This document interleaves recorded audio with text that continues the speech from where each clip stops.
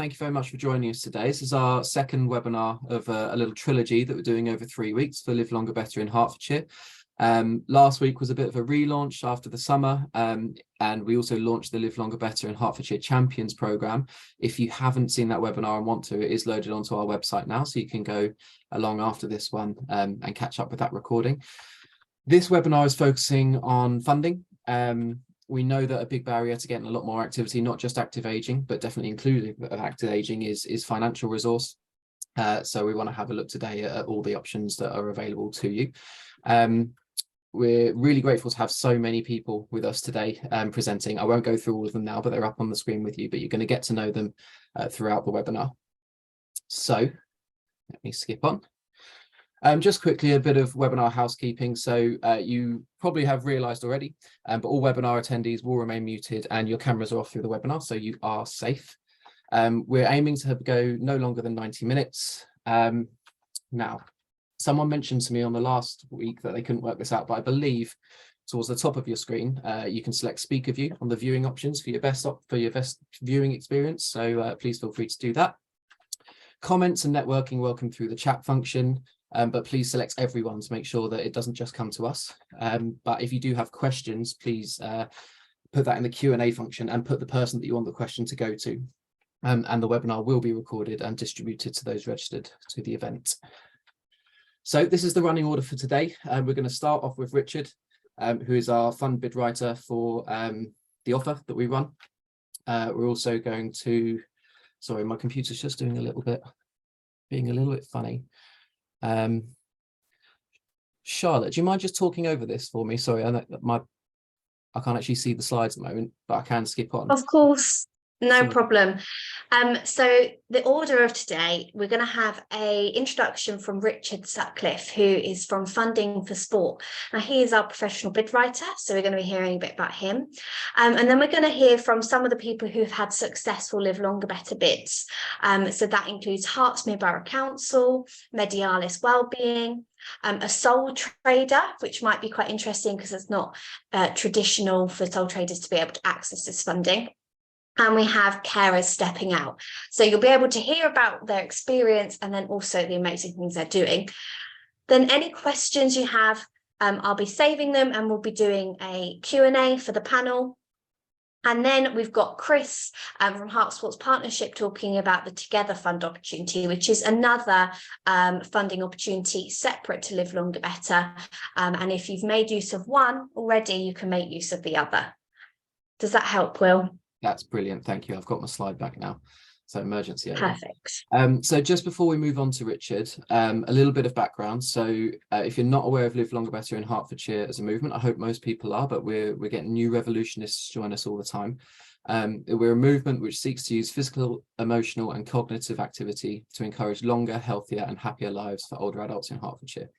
So that's our mission statement. There's lots and lots of different things involved, which we're not going to go through today because we won't have time. But if you want to find out more about what's involved in the movement, please do go onto the website or get in touch with us and we'll be more than happy to have that conversation. We lead from the Heart Sports Partnership side of things, but we're very keen for it to be a collaborative movement. So you'll see that we try not to put Heart Sports Partnership logos all over things. This is very much a collaborative movement that we want everyone to work under the common umbrella as. So it's great to see so many people here today to do just that.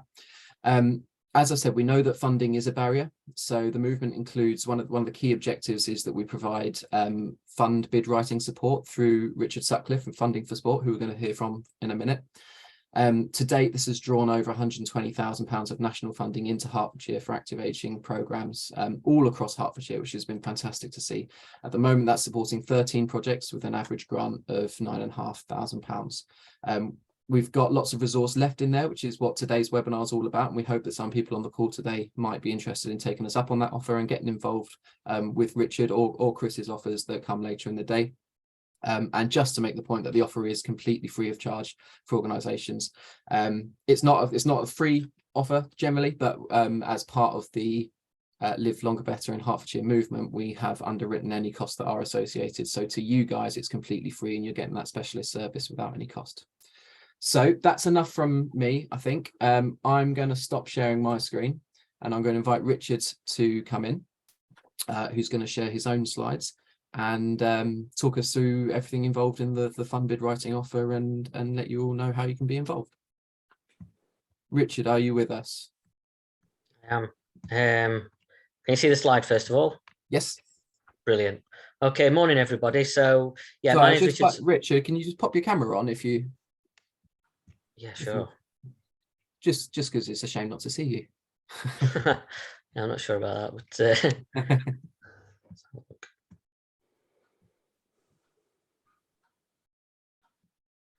it's not a big issue if it's not working. there we go.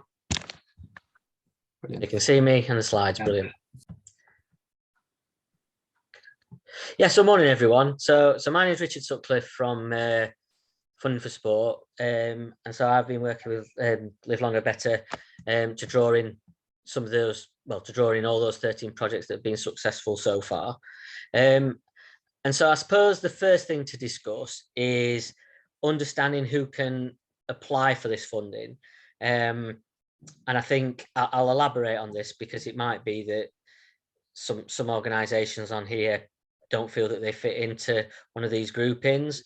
But to be able to apply for funding in the first place, you must be a voluntary or community organisation, which can either be a constituted group or club.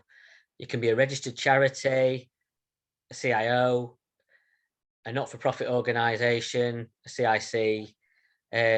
Schools can apply if they wish, if they were running projects within the local community based on older people. And also the statutory bodies such as local authorities, town, parish councils, etc., can apply. What we've had through this project, which has been quite a challenge but also quite exciting, is that a lot of people that deliver activities to older people are, for example, sole traders. So they might run yoga sessions or other sessions that are low impact, well received. In fact, that kind of one-on-one sort of approach of somebody that's really dedicated to putting on activities for older people is really positive, but they can't apply for the funding. So what a lot of those people have done, and this would work if you're a private organisation, is they've teamed up with a not-for-profit organisation, because in most cases, those sole traders, for example, are people that have been asked to go in and maybe deliver activities in the first place and want to continue those activities, or have been approached by an organisation that's not for profit to deliver that. So if there are people on here that are sole traders, you know, they're just self-employed and do run activities for older people, but are wanting to deliver as part of this project, then don't be put off. The key is to find a not-for-profit organisation that is interested. Hopefully you're already connected to those groups, and then look at them applying for the funding. And then the process, although they would be the applicant of any funding application, they would go through the process, but you'd almost, alongside myself, be holding the hand all the way through, and obviously I'd be writing the application. So obviously if anyone's got any questions on that, then obviously I can answer that in the Q&A. But please don't be put off by that, because we've had, I think, out of those 13 projects, I think either 2 or 3 have sort of initiated by a sole trader that's managed to work with a partner non-for-profit organisation and has successfully applied for the funding. So just to be clear, what kind of projects can be funded, to qualify for the sort of free bid writing service, and as part of the Live Longer Better, it's about seeking benefit for those that are over 50 and using sport or physical activity to achieve positive outcomes, mainly which most sort of activities that are aimed at this demographic are about bringing people together, whether that's face-to-face or online, that almost social aspect, or, you know, improving mental and physical well-being, but it must benefit those that are over 50. Require no more than 10,000 in external funding, and the 2 funds that I will talk to you about, which will be the main 2 that we would go for, have a maximum grant of 10,000. Although if you've got a much larger project, then it might be that we can apply for the 10,000 towards a bigger project. We're very keen that you maximise the funds. because once you've applied for funding, you can't go back to the funder. So it's really important that if you say, oh, well, I'll tell you what, we'll apply for 3,000 and it's successful, and you go, this was great, right, I can apply up to 10, let's go for another 7. You have to wait a year before you can go back. So it's best, if you can, to maximize the profit by going for as close to 10 as you can. Even if you want to run several projects, which a number of the programs that we've done have, where you might run 2 different projects that are aimed at people that are over 50. However, both grants that we will talk about are very clear that the projects have got to be delivered within 12 months of being awarded the monies. So that's just something to sort of consider when you're putting your sort of project proposal together. So what we will do now is we'll just have a talk about the sort of 2 funds that you can apply for this project. So the first one is the National Lottery, and that's their Awards for All programme, which funds between £300 to 10,000. Just as a baseline, because sometimes people want to run events that are linked to working with over 50s, and so it's quite clear that you kind of understand that the turnaround, especially at the moment because of the demand, is between 10 to 14 weeks. So if you are thinking about a project, you really need to be thinking, if we're going to apply on this date, that your project is probably, by the time you hear about the funding, it's going to probably be about in 3 months advance of that application submission that you will have the money and being able to start. So you do kind of need to think a little bit ahead. Sometimes they turn around bids quicker than that, but they will always stipulate on the application form that if you put a date that's within 3 months of the submission, it actually won't allow you to submit the funding form. And the key sort of, well, the 3 main priorities that Awards for All are looking for are about bringing people together and building strong relationships in and across communities. So if you are running a group activity, whether that's low impact physical activities, whether that's a sport like badminton or table tennis, walking, whatever that might be, is that we emphasize, and this is part of my role, but we emphasize how that brings people together and build strong relationships across either those that are over 50 or those that are from a specific community which your project is based in. The second one is about improving the places and spaces that matter to communities. So that could actually be a facility that you've got that actually you want to accommodate over 50 activities, but to do that, you need to put certain things in place. For example, it might be you need to put in an accessible toilet. That means those that have got mobility problems or even disabilities that want to come to your sessions can do so, and that you've got the facilities to cater for that. And finally, the third sort of priority is about enabling more people to fulfill their potential by working to address issues at the earliest possible stage. And that could be anything from what you are. Some of the groups that we've worked with have been suffering from dementia. So that would tick that box because you're helping to support them by the programs that you're delivering. There could be a number of things. It could be that, especially because even though we're coming out of the pandemic, people, especially sort of people that are maybe much older than 50, are still probably quite isolated or haven't fully recovered, and so might be struggling anxieties, depression, they might be struggling with the mental health, or they just might not have got out as much. But by you putting on these activities, you're helping to address those issues within that community as early as you can, so you get them back out into the community, participating in activities, and hopefully they'll have a knock-on effect on their social and mental well-being. So I'm not going to talk through these, but what I'm just going to put those on, just like give you a few seconds to sort of just look at the types of things that they will fund. What is good about Awards for All is that, give and take certain things that they won't fund, which I'll cover on the next screen, there is a lot of scope of the things that they will sort of fund, you know. So because of that, it enables you to sort of hopefully fulfill all your needs of your program. So yeah, if you do want to run something, you might think, well, I'm going to need equipment, I'm going to need instructors, I'm going to have to hire a venue, I might even have to train some people up to continue it. I might need a first aid kit. I want to promote it within the community. So all of those types of things are covered under this fund. But obviously there are certain things that they won't fund. And again, I'm not going to go through those. But that's just an overview that they put on their website of certain things that they won't fund. There is a bit of leeway at the moment because of issues around cost of living, that they may cover a small amount towards rent, electricity, water, etc., just because of rising costs. However, that would be a small part of your application, rather than somebody coming along and saying, we'd actually like you to sort of cover all our rent for a year, so we can run these activities. They're kind of doing it more on the basis of the moment because of the sort of cost of living crisis that many communities are facing.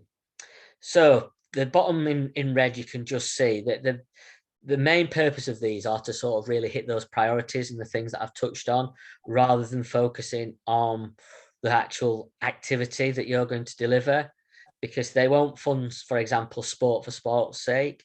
So we have to talk about those other things, you know, the improvements to social, physical and mental well-being, rather than, for example, if you were running a yoga session, going too in depth about yoga and the benefits it has. They're more interested in the people and the impact it'll have on them. But again, that's the art of me writing this on your behalf and knowing what the funder's looking for. So how we make a strong application.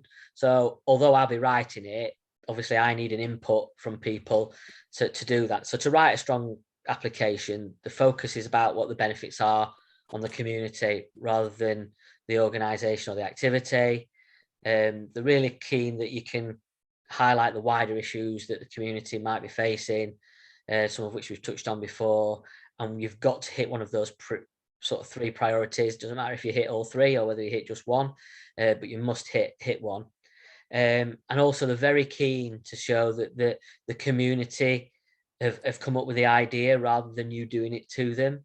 So they're very keen to sort of say that, it might be that actually you work with a group of over 50s and they said, you know, we'd like to be more physically active. Is there any chance you can put on some physical activities? Yeah, fine. But what would you like us to put on?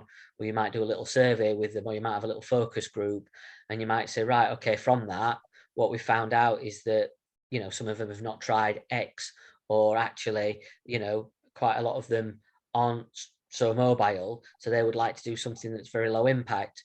So again, because that's been led by the community and the people themselves, the funders are much more keen to fund those types of projects, because that's one of their sort of key focuses. And if you ever want to sort of find out some more about this, obviously you can contact myself. But if you want to have a look at the fund, you can do so on their website. And if you've got any sort of general questions you want to ask them, you can either email them or ask them on the advice line on this slide. The next one is Sport England's Queen's Platinum Jubilee Activity Fund. Now, we're not sure how long this is going to go on for. It might be that it only carries on for the next few months. It might go on to the end of the sort of financial year, which is the end of March, but it might continue for another year. We just don't know. Again, funds up to 10,000, and this has got a much quicker turnaround, although as the term of Sport England, there's a bigger sort of emphasis on sport. They will fund physical activity, but there's a bit bigger emphasis on sport and how that sport or physical activity brings a community together or tackles any inequalities that exist. They are very keen to support people that are from disadvantaged communities. And by disadvantaged communities, they have deemed that as those that are living in the 30% most deprived areas. Now, the positive at the moment is when it first opened, they wanted those organisations to be from those communities. But now you don't have to be, but your project does have to target, for this fund, those that are in the 30% most deprived areas, whereas the awards for all, which we talked about before, doesn't have to be. So some key information about the fund. So because it's Sport England, they're very keen about getting inactive people active, or those that are less active to become more active. Again, areas of deprivation 1 to 3, which we've just discussed.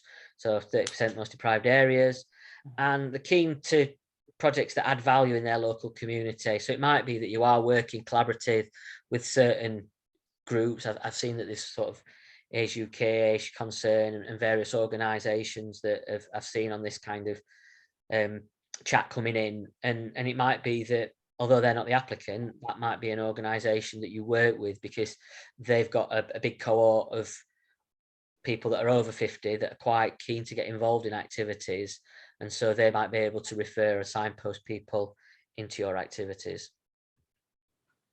So what will be funded? So fundable available for project costs. So very similar to awards for all, they're a bit stricter on what they will fund, but if you follow the kind of same guidelines as I put up on awards for all for what they will and won't fund, you won't go far wrong. There's no deadline specified. I originally thought it'll carry on till the end of the year, but I think it might go on to the end of the financial year.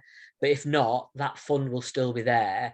They will just change the criteria for it. And again, that's why I'm here, to be able to sort of guide people.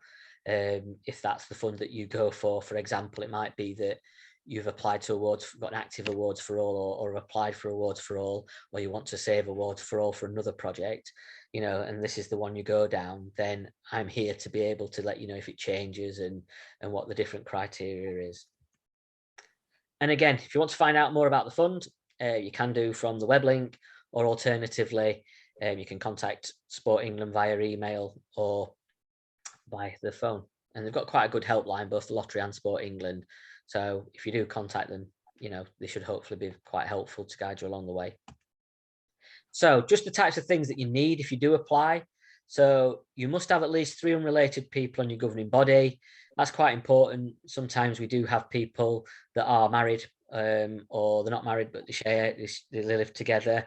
And as long as there's 3 unrelated people, so it's fine if you have 2 related people and 1 person that isn't. When you do the application form, you'd put on the person that isn't related and just one of the people that are.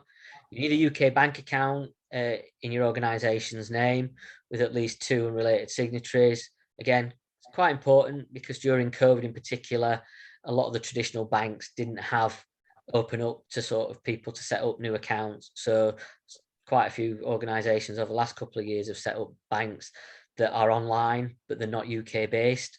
So that is just something, you know, to flag with you in case that is a problem. A written governance document. So depending on what you are, it might be a constitution if you're a group or a club.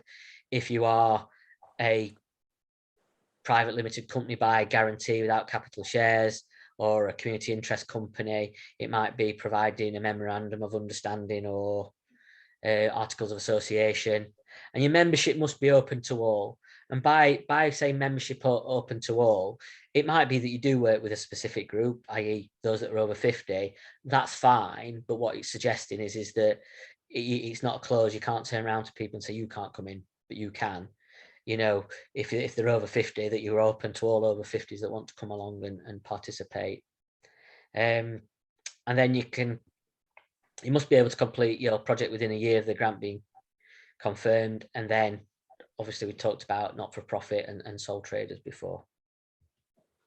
So how does the process work with regards to applying through Live Longer Better? Well, first of all, if you've got an idea and you like to see if, you know, you think you've got something that is suitable, but you're not sure, then the first stage is just to complete the online form, which you do through the following link on the slide there. As part of that, then Live Longer Better in Hearts will come back to you to just discuss your idea further. If you've done that and they say, yep, your idea seems perfect, that's just what we're looking for, then what we will then do is that Live Longer Better will link you up with Funding for Sport, and then basically what I will do is send you a template for you to complete the following. And it's not as onerous as any of this sounds. It's a template that captures all the organisation and personal information that the funder needs, a project brief of your idea, the costs are important because they might ask you for receipts at the end. So rather than what sometimes people do, will just go, yeah, £1,000 equipment, yeah, instructors, 2,500, Venue hire, yeah, 3,000. Your costs need to be sort of detailed. So you need to be saying, right, well, we're going to have 2 instructors and we're going to run it for 40 weeks, and it's going to be paying those instructors £20 an hour. Right, that comes out to 2,400. And actually we might put another session on, so we'll have 2 hours worth of that. So yeah, that comes in at 4,800, I think.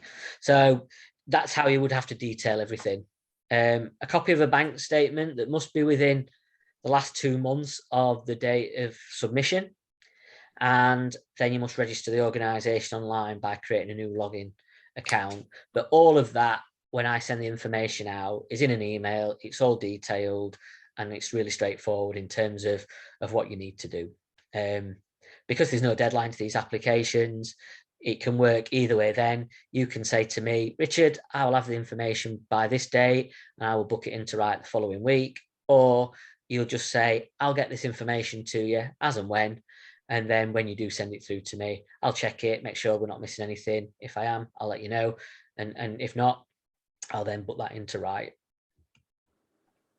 And then finally, just I'm put this on because it might be that as part of the organisations on here, it might be that you think, well, actually, we've got other projects that aren't linked to over 50 activity, or you've got loads of ideas and they're not all going to fit these funds, and you'd like to go for a much bigger pot. Then we offer a range of sort of services. So we offer funding advice. We can do one-to-one clinics, and we can do that over Zoom. So if there's a few people that want to be on there, we can do that and have a sort of an online sort of chat about your project, and you can ask me lots of questions.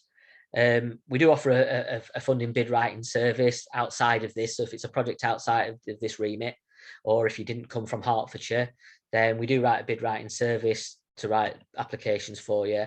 And also we have our website, which has lots of sort of useful funding information that hopefully you can either find out other funding streams or other useful up-to-date information about funding, new funding that's just come out, etc. And that's it from me. If you do want to get in touch, those are my details. Obviously, if you've got an idea in a project, it's to go through Live Longer Better. But if you want to have any sort of discussions or arrange a call or anything like that prior to doing that, then those are my details there. Okay, thank you. Brilliant. Thank you very much, Richard.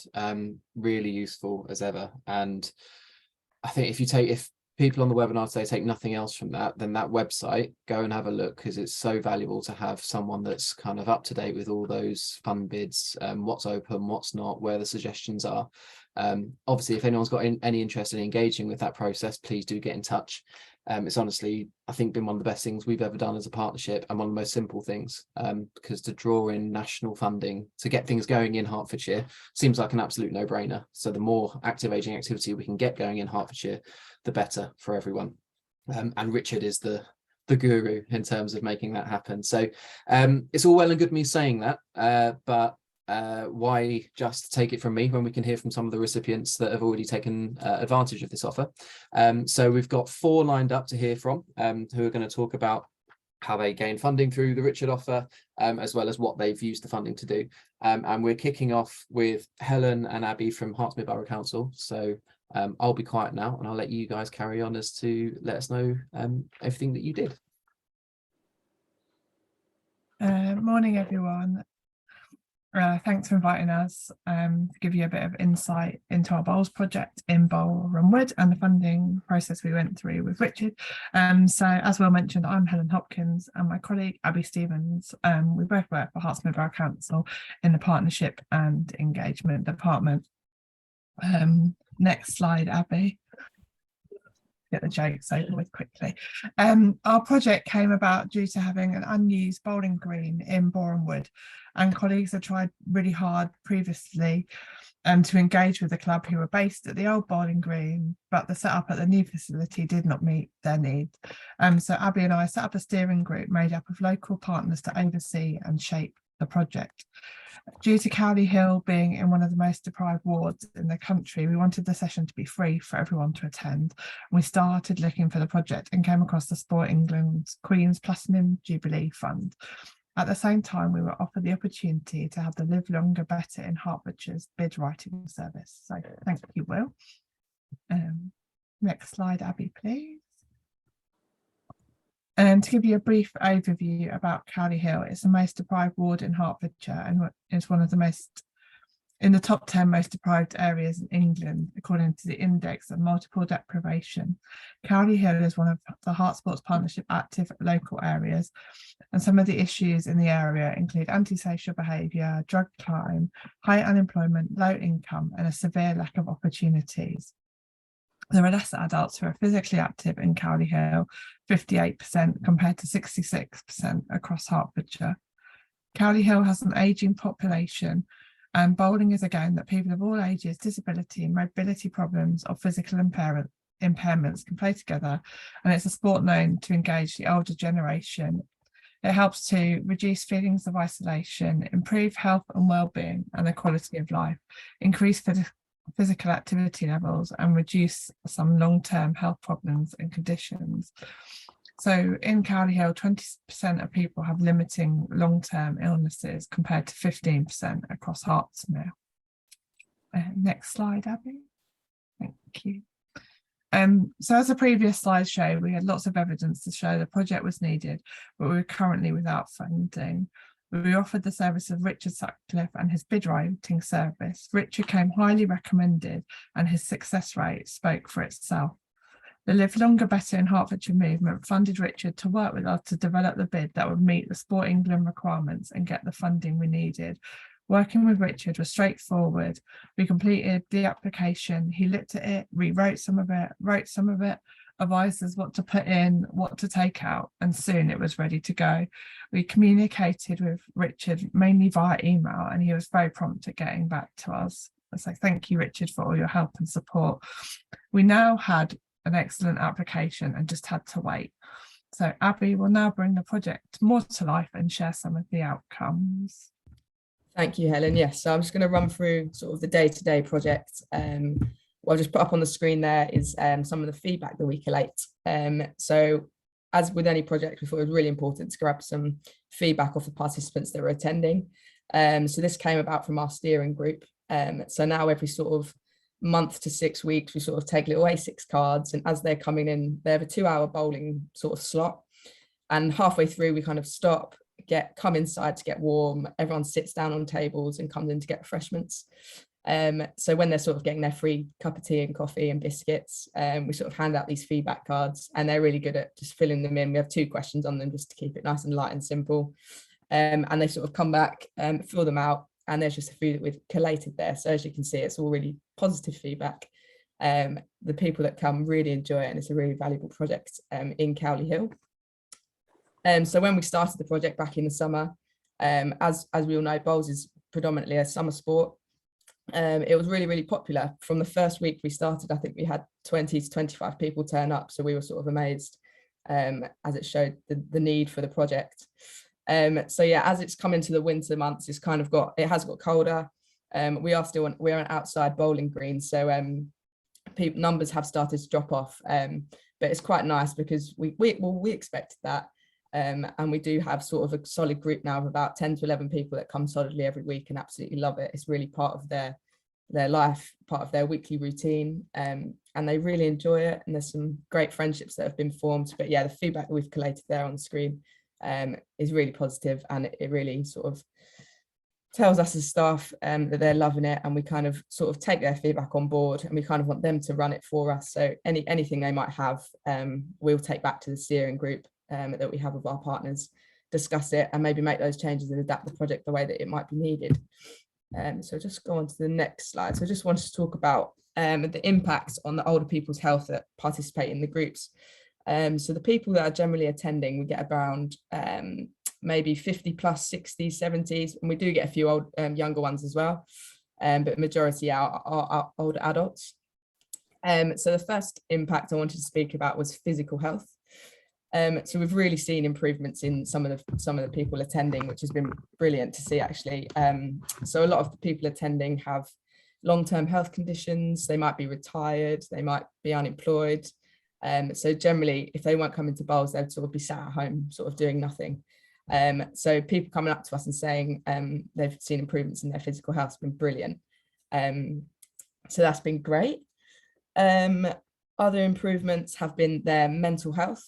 So a lot of people have been coming up to us saying, this is really great, being able to speak to people. I've really seen improvements in my mental health, which has been great. We have had there is a few people that attend that do have mental health issues. So it's been really important to discuss that with them. We've had a few people sort of speak out to us thinking that the group is a safe space. So a few people have had suicidal thoughts. One of the people that do attend actually lost somebody to suicide when we were running bowls a month or so ago. So that really obviously impacted his life. And through that, they sort of seeked our help. And me and Helen did actually go on to take some suicide prevention training, so that we felt more prepared to sort of help with that situation. We've obviously signposted further mental health services throughout the project. So that's been a positive that's came out of it, because the group are really tight friendships and they feel safe to be able to discuss, how they're getting on each week. We do also have their details, so if people don't turn up, we're able to sort of check up and ring them if they don't turn up one week. So that's been really nice to be able to check in with them. The next one is obviously friendships. It's been lovely to see the friendships that have been formed throughout the months that the project's been running. Everybody's got really tight bond now, which is lovely. And we do see a few people, newbies, sort of attend each week. Although we do have a solid group now, there is sort of 1 or 2 new people that do turn up each week. So that's lovely to see. And it's a really welcoming space. Everyone's really friendly, and it's just a lovely group to be a part of. The next part I wanted to speak about was the impacts of it being free. Obviously, we're living through a cost of living crisis at the moment. And in Cowley Hill, physical activity is not a priority. They have other priorities such as paying the bills, which are more important. So their physical health and physical activity doesn't take a priority as it should, as we all know how important it is for everyone's health. So the importance of keeping it free was really important to us. We'd just had a steering group where we thought the importance of bowls being free is hugely important, because bowls tends to be a sport that can be not as accessible. It's quite expensive to be a part of. So usually you have to pay an annual fee to be a part of a bowls club. You have to pay for uniform, for the actual bowls or woods themselves. And the people that attend wouldn't necessarily be able to afford that normally. So we know that we're giving them something that they wouldn't normally be able to come to. So we really keep up the importance that we keep it free for the people of Cowley Hill. And the last point I wanted to make was about the importance of getting them outside and being in green spaces. So we all know how important it is getting some fresh air and just sort of moving your legs. Even as it gets colder, we've sort of just encouraged them to bring a thicker layer and bring a thicker coat to keep warm, as it has got a bit colder now. But yeah, as I said before, usually they'd just be sat at home sort of in the dark watching TV, might not be able to warm their homes. But we're encouraging them to come outside, get use of the bowls green, which is an unused facility. So that's been brilliant to see. Going back to the cost of living as well, bowls is sort of being turned into a warmer space. So it's going to be a free space for people to come to, just to get a free cup of tea, just to sit, so they're not having to heat their homes during the winter. So there's going to be free heating. So it's been extended, I think the hours 12 till 4, so that people can come along and feel that that's a safe space. So yeah, that's the impact that bowls has had. Just want to speak now a little bit about how we've adapted the project. As you know, as you always have to be ready to adapt it. It never goes as you might plan at the beginning. So I spoke a little bit already on the cost of living crisis and it becoming a warm space. So there's been obviously no charge for them to help with the crisis that's going on at the moment. At the start of the project, when we originally wrote the bid, we planned for there to be indoor activities in the hall while there was also bowling going on. But as we got into the bowling project, we realized that we really needed that indoor space for people to go and sit indoors and sort of chat to each other and have a cup of tea and chat to each other. So we decided to scrap the idea of having indoor activities going on at the same time, and so that we could really be focused on the bowling. And that's worked really well and sort of came from their needs, and they've sort of told us that. So we've kept that as it is. We've also purchased some indoor bowling mats and equipment. This has come from the colder weather. People started to saying to us, we're really struggling with the cold now. We would prefer to be inside. So we purchased some indoor equipment, which is currently on its way and delivering to us, hopefully within the next week or two, so that we can get them inside sort of for Christmas and January, February months, and have that facility and that option for them to come inside, but the outside option will still be there for them. I spoke briefly about the mental health support. We've obviously spoke to people that have had issues, so being able to highlight that it's really needed and really helps them to speak about how they are and their mental health has been a brilliant way to speak to people in the local area, and we've been able to highlight local signposts and referrals to help people get the help that they want. And yeah, we've been adapting to suit the needs of the participants.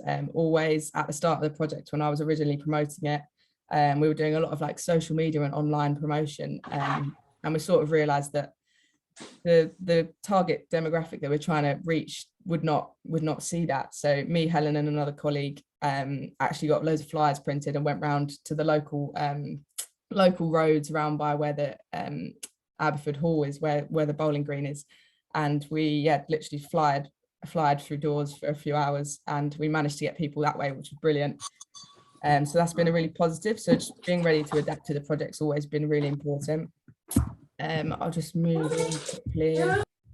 There's just a nice photo of the group back in summer. So you can see there's a right mix of people there, a lot of happy faces. Everyone's really happy to be there. It was a nice sunny day, even though it looks a bit cloudy. But that was like sort of in the mid of summer. So we had really good attendance. And yeah, just shows you everybody that loved it in the group. So that was the group. And then, yeah, that's all from us. We just want to say that we're really thankful to Live Longer Better and to Richard for helping us get the bid. We've seen that how much the project means to the local community. So thank you for that. And we look forward to continuing to run it. So that's the end of our presentation. If you have any questions, please let us know. There's mine and Helen's emails if you have any further questions for us. Thank you. Brilliant. Thank you very much, Abby and Helen, for that. Obviously a really great project and really fantastic to see that the engagement with this program has allowed that to happen. I think one big takeaway I've taken from that as well, that could be relevant for other people in the room, is that you've obviously written a bid for a project, which you've described the project in the bid, but things in the world have happened since then, and you've been able to adapt the project, adapt to what's going on, be able to sort of bend the lines a little bit of that initial project brief to suit the changing needs of the community, which is obviously so valuable, but also shows that kind of it's not cast in stone what you put in one of these bids. Obviously you can't completely change everything that you said you're going to do, but if you can sort of open some doors and bend some lines to adapt, then that's really valuable too. So thank you very much. If anyone's got any questions for Abby or Helen, please do put them in the Q&A, and we're going to come to all the questions at the end of the presentations. So I'm going to move quickly on to Alicia. So Alicia is joining us from Medialis Wellbeing CIC, who received the funding through Richard's offer a little while ago as well, and she's going to talk us through what they've been up to with it. Over to you, Alicia. Thank you. Just to check, can you all see that fine? Perfect. Yeah, okay, lovely. I'm just going to minimize you guys. Okay. Well, hello. So my name is Alicia Polak, and as Will have said, I'm here from Medialis Wellbeing to talk to you about our weekend cancer exercise rehabilitation program that we have been able to run thanks to the Live Longer Better funding. So I just wanted to start off by sharing the background and the reasons for creating this sort of program. So I'm very passionate about supporting people to be more active. I'm an exercise specialist myself. Couple of years ago, well, more than a couple of years ago, a few years ago, Macmillan Cancer Support has done extensive research into exercise and its impact on people living with cancer. So just to sort of brief you on that, so it's been said that exercise is safe both during and after most types of cancer treatment. It can help us reduce the consequences of the treatment itself, helps to reduce comorbidities, which are quite often seen with cancer patients. It can reduce the disease progression, decrease mortality, and also help to decrease the reoccurrence of some cancer types. On top of that, there is loads of other benefits of being physically active, and these are also relatable to every individual, not necessarily people with cancer.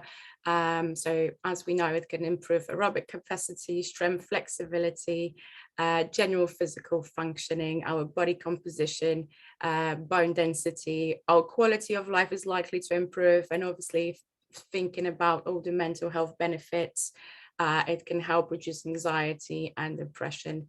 And lymphedema, that's one which is quite specific to people who have undergone cancer treatment, and it can be a condition that some people will be affected with, and exercise is crucial to help manage it.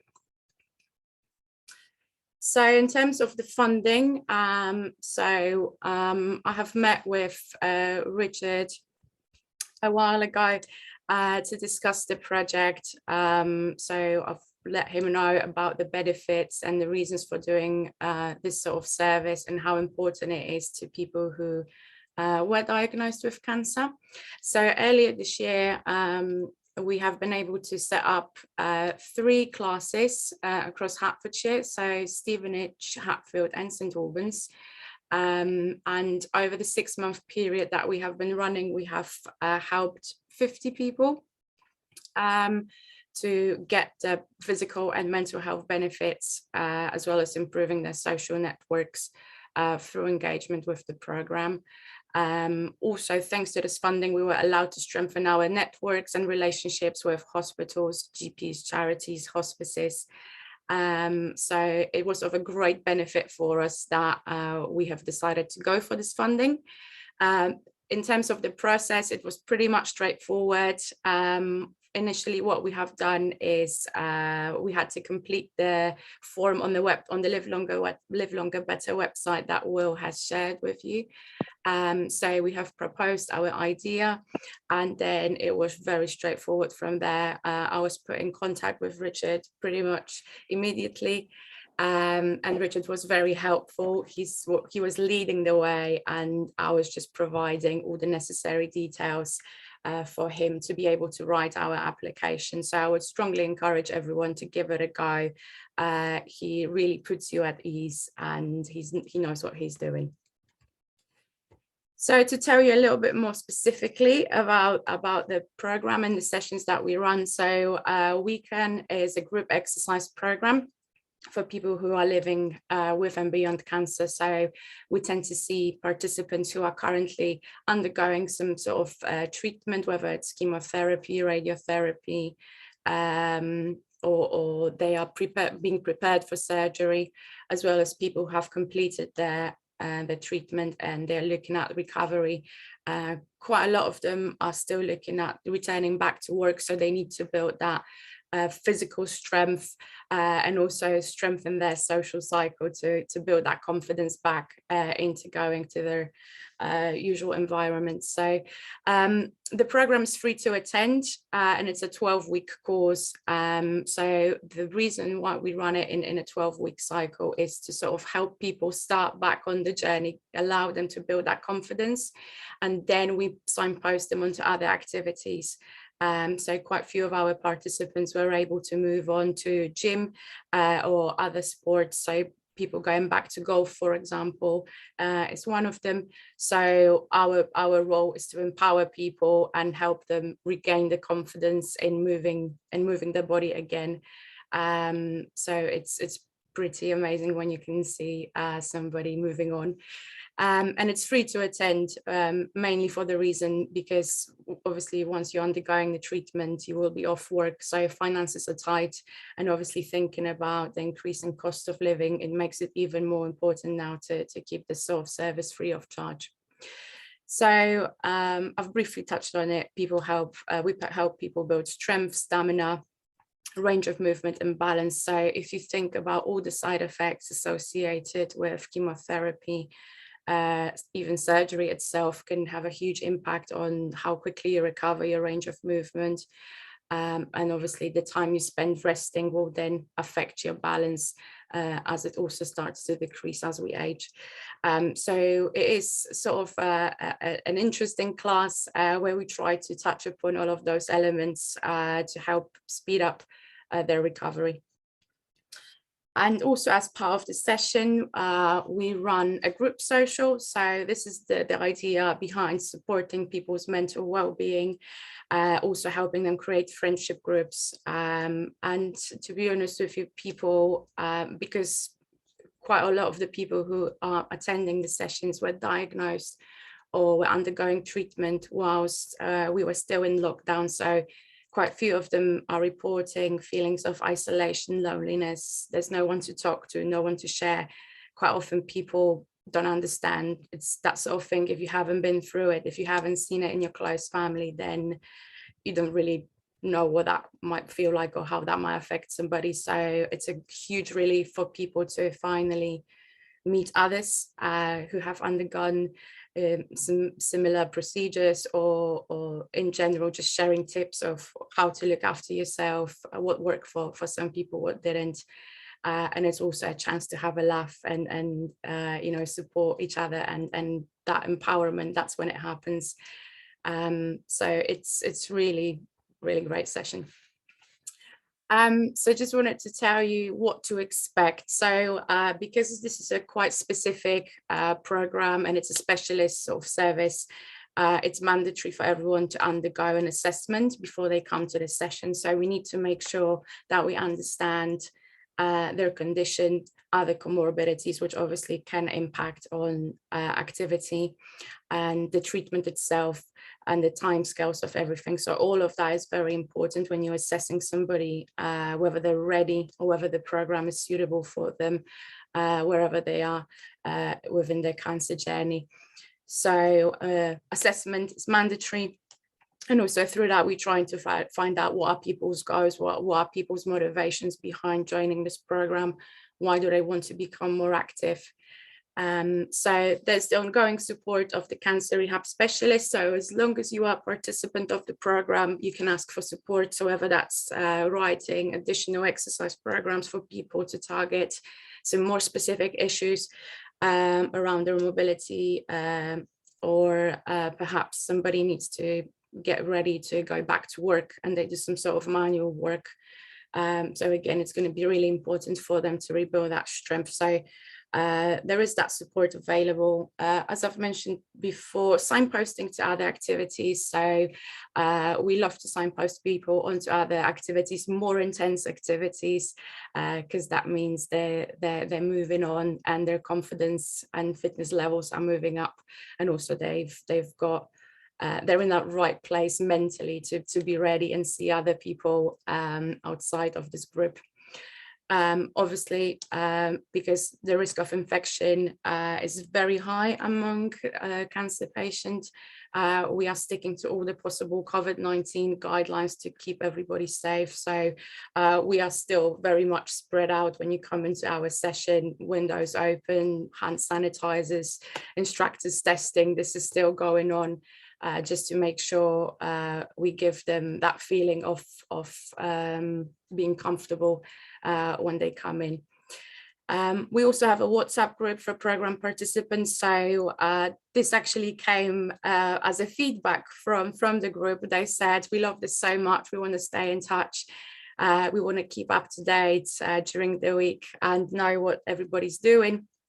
So this has now evolved into us running free WhatsApp groups for all the participants so they can connect, share, and also meet up outside of the program, which is happening, and evaluation. So this is one of those specialist programs where it's good to know how it's impacting people. So we collect evaluation at baseline and 12 weeks. So we want to see how people were feeling right at the start and how are they feeling when they finish the program.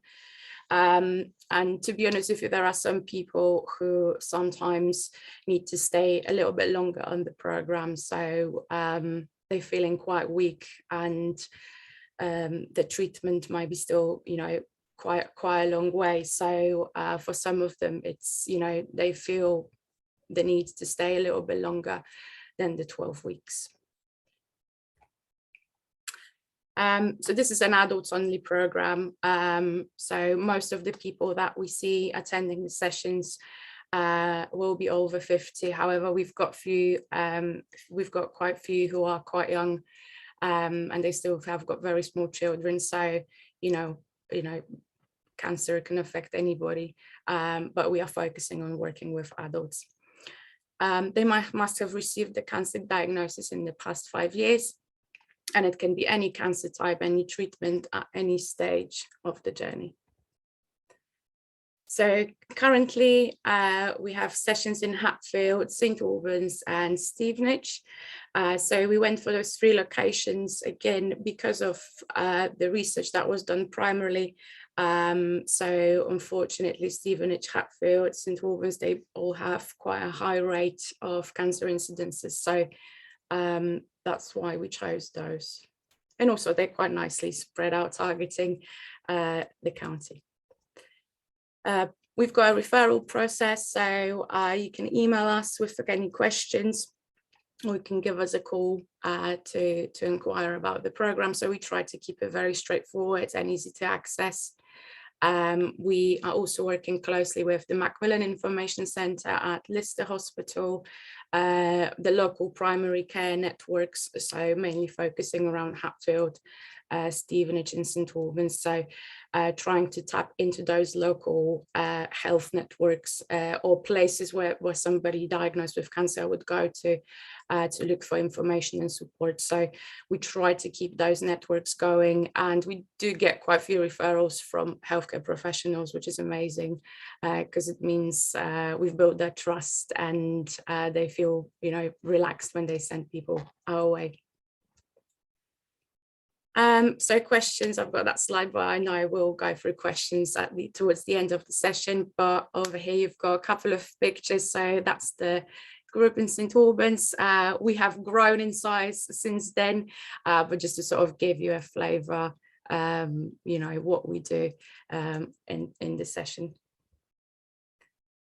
And here are my contact details, so feel free to give that a screenshot if you would like to get in touch, or obviously follow us on social media, where you can see some other photos and quotes from participants. Brilliant. Okay, and that's my presentation. Thank you. Thank you very much, Alicia. That's fantastic, and another really powerful example of how engaging this offer can benefit people in Hertfordshire. I'm going to move swiftly on. If you've got any questions for Alicia, please do put them in the Q&A and we'll get to them in a bit. I believe I'm handing over to Charlotte now, who's going to introduce our next section of the webinar. Yes, thank you, Will. So we have a video for you from Nikki Kranjovic, because we wanted to share an example of a sole trader being able to benefit from the service, because traditionally sole traders can't access public funds, or it's more difficult to. And Nikki's worked and partnered up with a community centre, like Richard mentioned earlier on. So that's how she's managed to take advantage of the service. Nikki's busy teaching at the moment, which is why I'm going to share the video. Now, fingers crossed, because I have practiced sharing my screen. Let's hope this is going to work okay. Just give me a shout if it's not. Hi everyone, sorry I can't be there with you today, but hopefully I'll see this later on as a recording.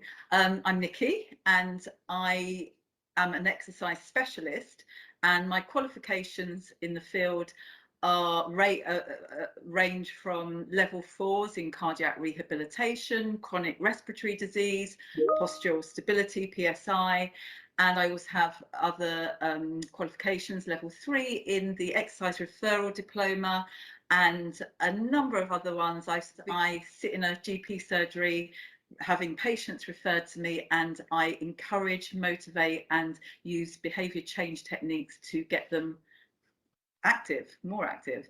And generally speaking, these people have long-term medical conditions. I've always worked freelance as well as a sole trader. A lot of my work is teaching classes, doing one-to-one personal training with clients, and really just helping them do the best they can.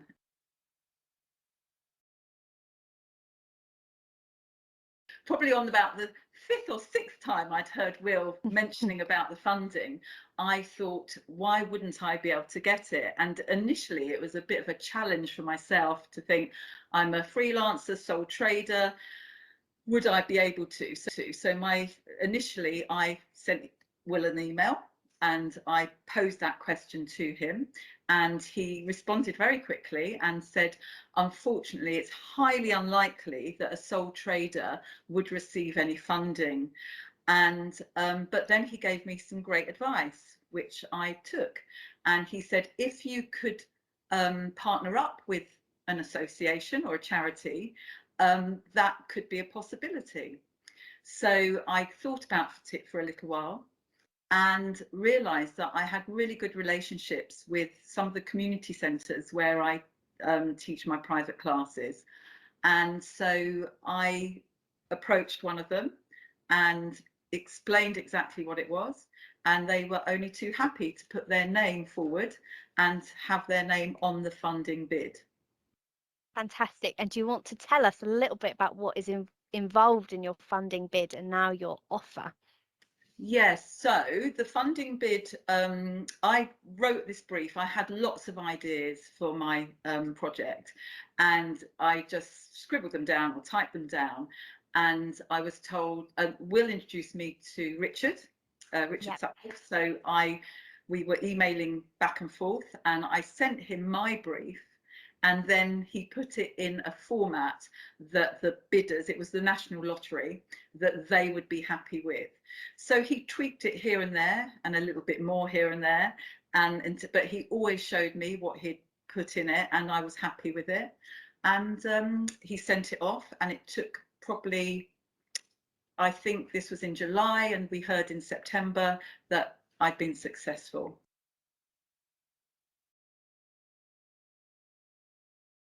I want to do something that brings people to exercise that may not be too sure on what they can do, or maybe be a little bit nervous if they have long-term conditions. So my project is functional fitness, MOT, and exercise taster sessions. And so what it entails is a one-to-one assessment. They book in with me, so I've got on my leaflet my contact details, and then they'll come along and it opens a discussion, a conversation about what their goals are, what they'd like to achieve, and do some taster sessions with them. And that could be as one-to-one. At the moment it's one-to-one because I'm having to establish a group, and if it does become a group, then we would do different tasters about different components of exercise that are suitable to those people. And then I would signpost them to one of my classes. At the same time, I've had to network. I've networked with GP practices, with yourselves, with Hills, with health professionals.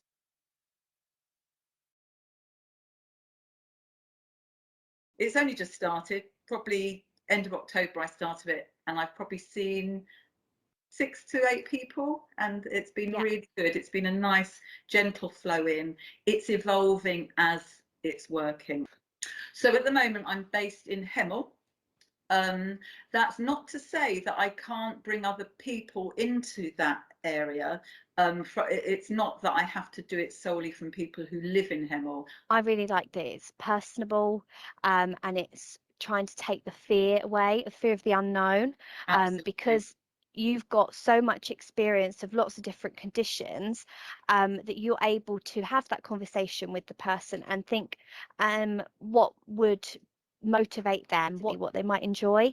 And we're lucky in Hertfordshire that we've got lots of provision, and you've got lots of provision yourself, that you can signpost.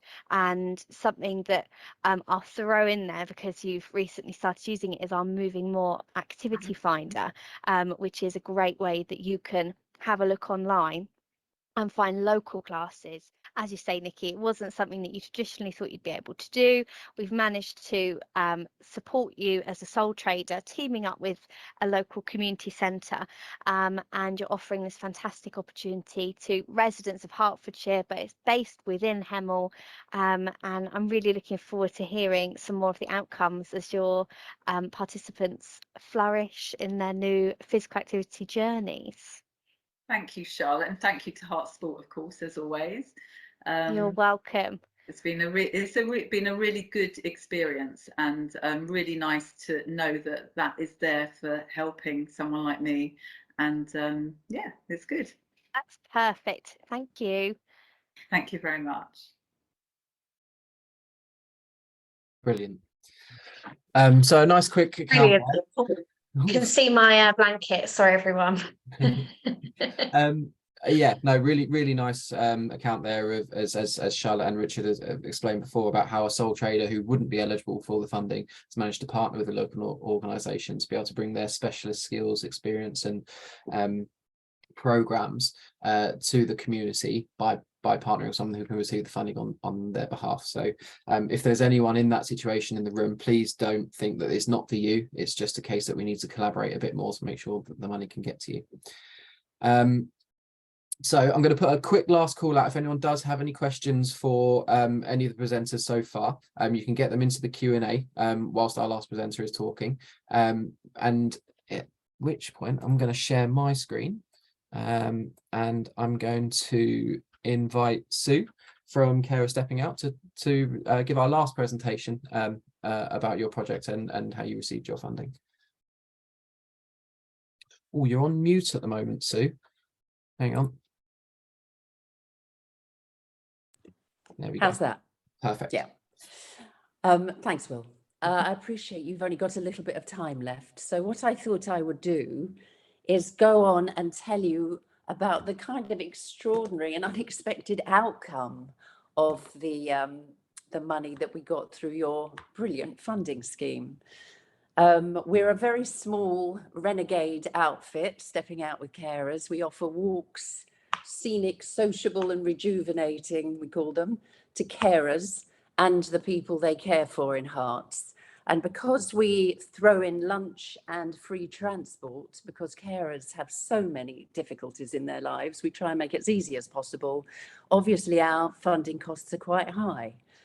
And we all do a bit of everything because we're not large, as I said. And so when Richard descended on us like the angel Gabriel, we could not have been more delighted because it gave us a massive amount of help quickly.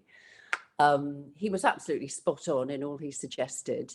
And we got in just under £10,000. And we had to do something with it that was different, that was going to reach new people, be imaginative, and just make us think in a slightly more wider and more exciting way. So we introduced a whole new set of walks that did something different. In one case, we went to the Henry Moore Statue Park, not just for a walk, but for our own bit of clay modelling, which the carers absolutely loved. And I remember one of them produced something that looked a bit like Boris Johnson, even though he wasn't trying to do that. So that gave them, you know, a whole other set of things to do other than simply walking, which in itself is fabulous and good for them. We went to the Duxford Aircraft Museum with a group who largely suffered from dementia and Parkinson's. And it's amazing the memories that seeing those aircraft elicited from the people who were doing it. One lady in her 80s, when she saw a mosquito, said, "Oh, I remember one of those landing on our house during the war." And apparently, once they'd got it down, the local community were allowed to chop it up and use it for very much needed firewood. So we were learning from the carers themselves. So it was very successful. We reached new people, we did new things. And then we decided to try something even more ambitious. And it's why we have set up something called the Big Step Out next year, which is going to be a huge walking festival for carers and the people they care for at Hatfield House in June. And in some way, I think this might involve a lot of you, because it's the point at which we are inviting people who offer all sorts of events and help for people like carers and the people they care for. And we'll bring those carers and find new carers ourselves. So it's kind of the point where these two sides that don't always hook up easily can meet. And we are going to offer 3 walks. We're going to make them a lot of fun. We've got a dog show. Claire Balding is going to judge the happiest dog. We've got tombolas going on, live music. It will definitely be lunch for everybody attending. We're going to make it get a guest celebrity. Haven't quite decided on who that is yet. And the idea is that to attract people, you've got to give them an offer they want. You've got to give them something that's valuable, which all your previous speakers have done. And so it's rather ambitious. There's a lot of spreadsheets flying around, but we like to think that your seed of the £10,000 is going to create something that which we will then do annually. And I hope that if any of you want to join us with it, we'd be really delighted to see you. So thank you very much, Richard, and thank you all of you for coming up with the idea. And if anybody needs to get in touch with me about this later, we'd be delighted to talk to them. Brilliant. Thank you so much, Sue. That sounds incredibly exciting. I know you said you had something to announce. Yeah. No, and definitely something that Live Longer Better in Hertfordshire would love to be part of, and we can help spread across the network, because like you say, the more people we can get along to that, and I genuinely think more people should know about your offer. I know you have lots of walkers as well. I've been on one of your walks and it's fantastic, and it does, you like you say, one of the big boxes you tick, and it's the thing that comes up time and time again across the network, is something that keeps people from engaging with these offers is the travel. And it's so rarely seen as a core part of an offer, and I think it's definitely one of the shining light examples of how that can really work and reach the people that aren't reaching other offers by removing one of those barriers. So if anyone wants to engage with those walks, please do get onto the Carers Stepping Out website. There's lots more details on there, and you can get in touch with Sue to find out where your local walk is, and talk about all the things. And I know you've engaged with sort of walking football and all these other different offers that have, that have been part as well. So partners may want to involve their services in some of the walks as well. So please do get in touch if that's of interest. As you said, Sue, we are quickly running out of time. So thank you very much for your engagement. We've scheduled for a panel Q&A here, but in fact, another question has popped up. In fact, no, it's oh wait, no, that's the chat. Where's my Q&A gone? Here we go. I've got two questions. So first of all, this one is not for you, Sue. This one's actually for Richard. So Richard, you can get ready to answer this one. It's from Carrie Washington. First of all, Carrie, I know I've got to reply to an email with you still, so I'll do that straight after this webinar. But Carrie has asked, for the Sport England grant, can it be used for online activity? Richard, I don't know if you're available to answer that question. Yeah, I mean, as long as the online activity is getting people physically active, then yeah. So if you were going to do something where you were delivering it online, but you were getting people in their own homes active, then yes, you can apply to Sport England. One of the things that they will be keen to sort of try and understand is sustaining that, like what happens after you've used their funding to sort of do that. You know, are you going to get them out of the house and doing something to form a group that becomes sustainable? So that they will be sort of keen of where that goes afterwards. But in terms of, as long as you are getting them active as part of the online activity, then yes, that's fine.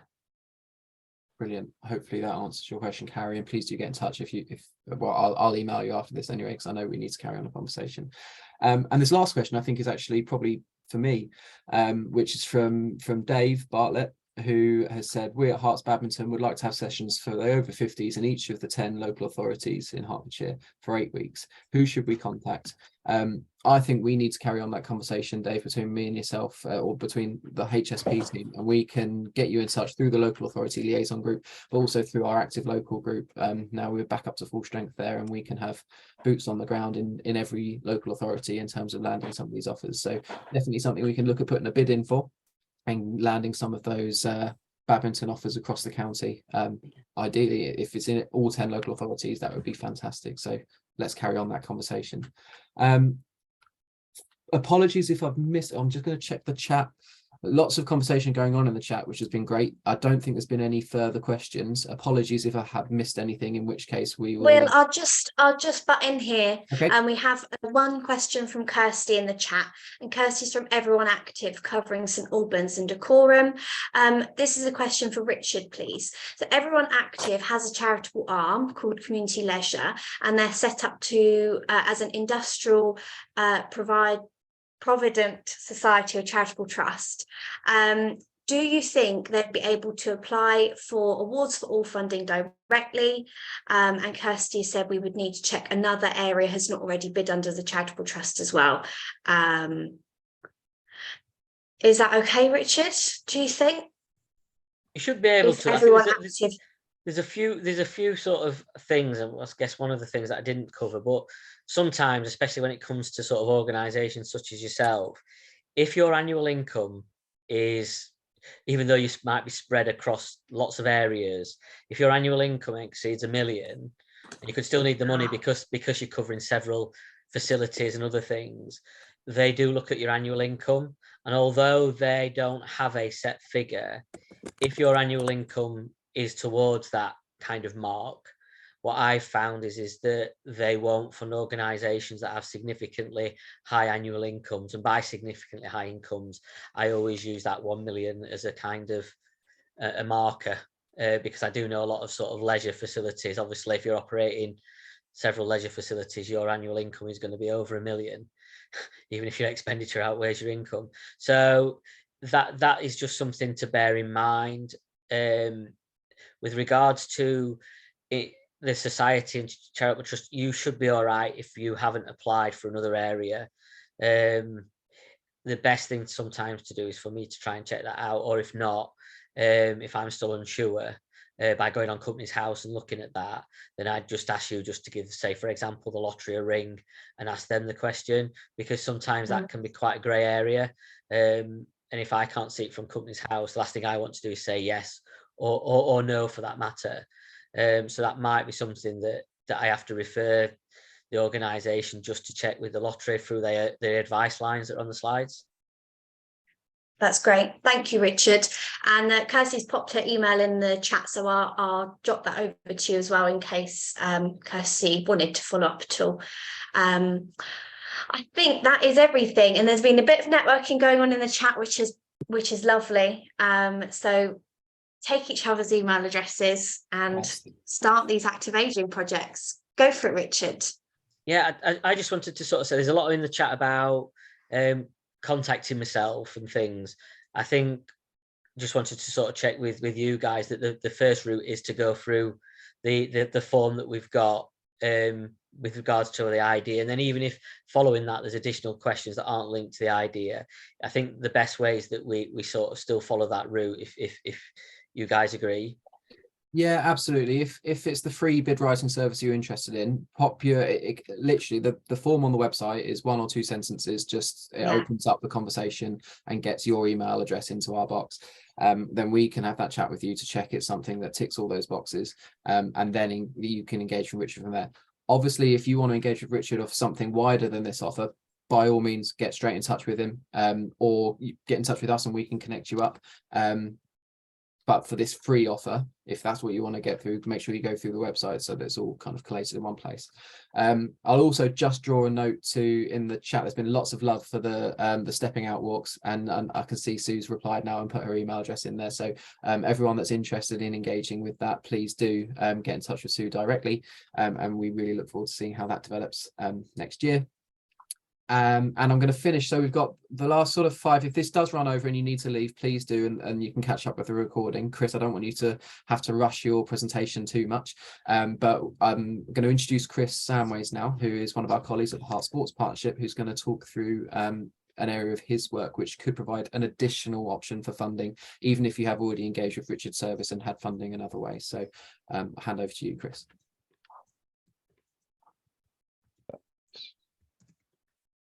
Okay, is that all good? Okay, so welcome everyone. My name is Chris Samways from Heart Sports Partnership. I'm going to talk a little bit around Together Fund. A lot of it's very similar to what Richard's talked about around eligibility. So hopefully that should speed things up a little bit for everyone. So Together Fund was something that sort of initially came from COVID, and organisations were reached out to see how they could be supported to ensure that organisations who were delivering in local areas were able to continue delivering. A lot of that was sort of shifting stuff online and sort of changing the way they were delivering, whether that was things like Zooms and different equipment people needed in their homes. But obviously that a lot of that sort of need has changed. So this is now towards linking in with some of the impacts from COVID in the past, but also linked in with some of the cost of living crisis that's now affecting organisations. So as you can see, there's some of the funding priorities around some of the targeted groups. And this fund is a little bit less than what Richard was talking about. Obviously, the maximum amount can be 10,000, but a lot of these are a lot smaller projects. And it could be used as a sort of stepping stone into some of those bigger projects. So it might be that you've got an idea of something you'd like to run, but not sure you want to commit to a massive £10,000 project. So it might be actually you want to test something in one of our active local areas or one of the communities you're working with, to see the sort of appetite for something, pilot something, and then hopefully with the appetite and learning you've got from that project, you might feel confident and have enough backing from the participants and the evaluation you might have done from that to then apply for a bigger load of money. So the available pots that it's sort of split into is there's 3 sort of pots that covering different audiences. One of those being our active local areas, which I'll show in the next slide. And those are the sort of most sort of deprived and sort of targeted areas we're working in each district across Hertfordshire. And then across the county, we've got a couple of pots working with disability and long-term health conditions, and then culturally diverse communities. So these are 2 areas that we can sort of support with organisations who are working with those audiences and try and get them more physically active. I will say that a lot of the disability and long-term health conditions that we've sort of allocated towards that is been spent very quickly, but we're hoping to be able to get some additional support around that to hopefully extend that offer across Hertfordshire further. So it'd be really interesting in hearing different projects which you might be considering to apply for. And then hopefully as soon as we sort of know a little bit more, we're able to sort of come back to you and see if there's any support we can offer. So as mentioned, these are active local areas. So you can see the sort of areas across Hertfordshire which you might be able to support with. So if there's any of those areas you're already working in or considering to work in, then there might be an option. So please do be aware of those. They definitely link into a lot of the work across the Hertfordshire Sports Partnership and our Live Longer Better in Hertfordshire programme. So be aware of those areas, and if there is any sort of provision that you're considering, then definitely get in touch with us. So eligibility, I'll go quickly over this just because it's very similar to what Richard mentioned before around mainly working with community organisations and charities. And a lot of that is just, as we mentioned, we're trying to figure out the best way to sort of get it to those groups who need it the most. A lot of them may not have all the things set up in the first place. So don't be worried if you're not set up as a CIC or have all those memorandums in place at the time. It might be something that we support you through to make sure you are in a place where you can receive funding. So this is, as I mentioned before, this could be a stepping stone to be able to get to those wider reaching programs and bigger funding pots. And we can support you a little bit more on that part of it. And one of the great things that we've sort of seen from a lot of the projects is because of the sort of targeted approach to a lot of the projects we've funded so far through Together Fund, we've been able to sort of consider a lot of sort of other additional costs to make sure that we're getting those people who are inactive at the moment to try and consider being more active. So some of those things like the tea, coffee, cakes, the inclusion of social activities into the sessions has made a massive difference in some of these projects being as successful as they have been. So bring in some of the sort of culturally diverse communities, women and girls, older people, people with disability, long-term health conditions, can be a challenging thing to get them more active. Sometimes the motivation might be there, but just haven't got the awareness of activity that's taking place. So it's really important that we can offer them the right support to make sure those sessions are going to encourage people to come, but also they're going to enjoy the whole session as a if it's their sort of first activity they're sort of going to as well. So here's a few examples of some of the projects funded. They're a little bit similar to some of the projects that have been sort of taken place and sort of examples you've seen so far during the webinar today. But there's a few examples around sort of seated exercise in the community venues, a lot of those were based in active local areas.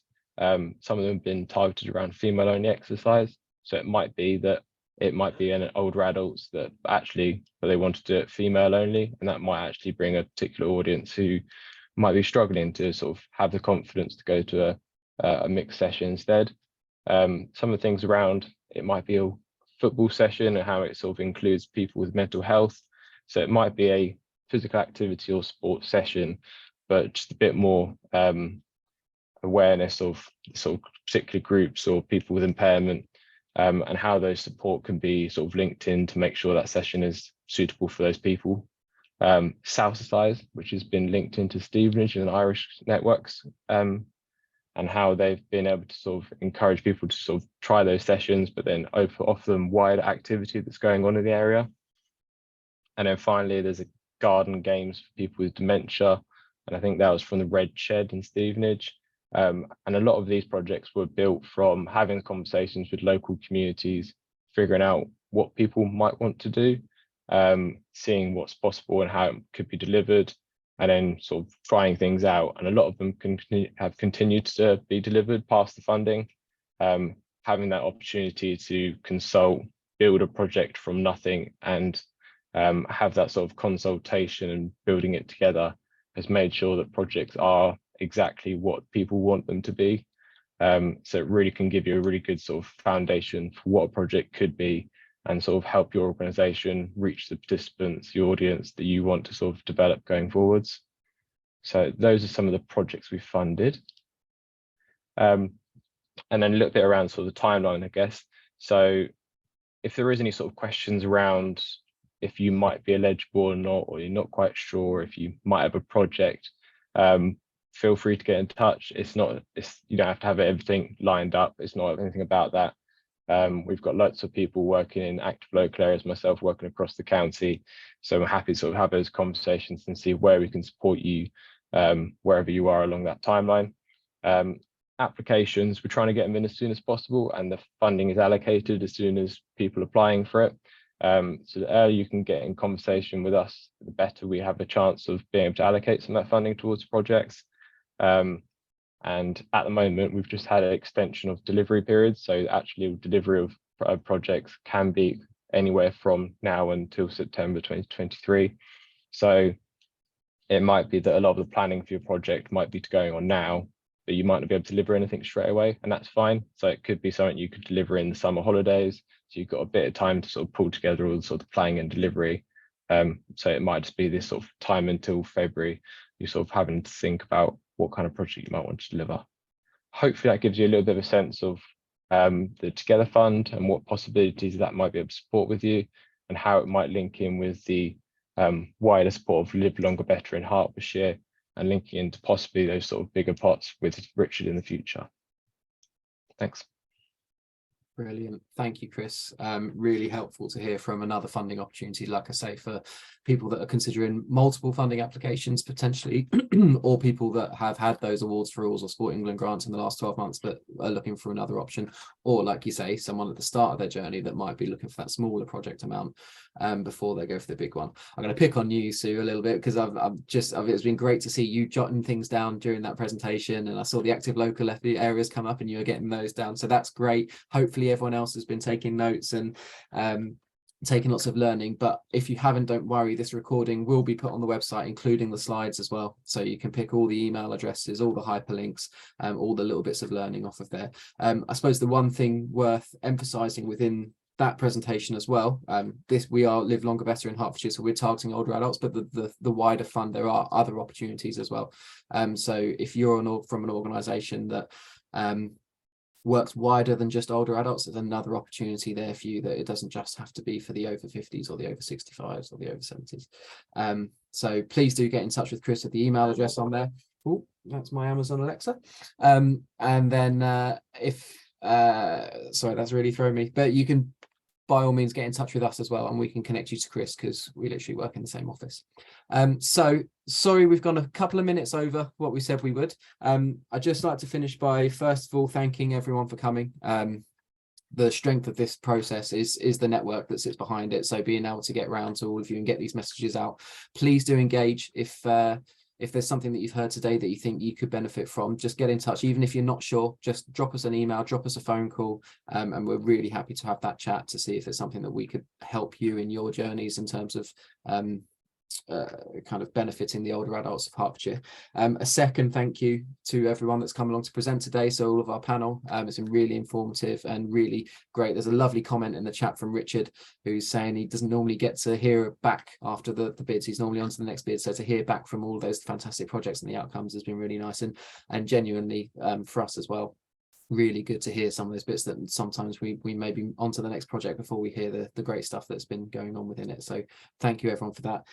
The last thing I will say is that as you leave, there's going to be a pop-up in your web browser, which is a survey, just feeding back on the webinar, but also really importantly in there, if you do want to engage with any of those funding services, there's a question in there that just asks you to drop your email address in, and then we can get in touch with you to say kind of how is it we can help, which funding source is it that you're interested in doing, just to make it as easy as possible for you guys to access those funds. So as that pops up, if you answer none of the other ones, please do. If you're interested in talking about funding, drop your email address in there and we can get in touch with you.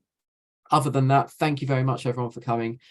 We've got another webinar next week where we're welcoming Samir Gray, and he's going to be talking about his brain ability program. That's next Wednesday, I believe, Wednesday morning at 10 a.m. And we're also going to have Charlotte talking about how that connects to falls prevention and frailty. So that'll be a really great webinar to finish off the trilogy. But for now, we'll let you get back to your days. Thank you very much for coming, and hopefully we'll see you again soon. Thanks everyone. Thank you everyone. Take care.